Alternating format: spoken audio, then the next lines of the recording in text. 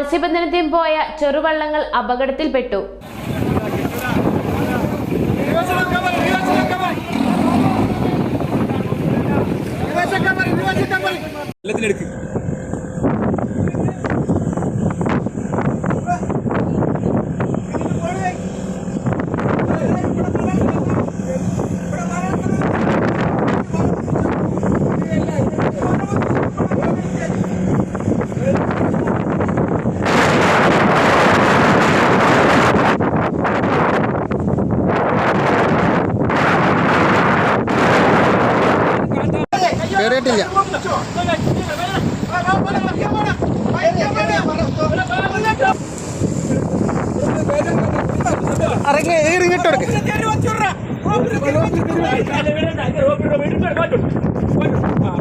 മറ്റേടെങ്കിലും വിടല്ലേ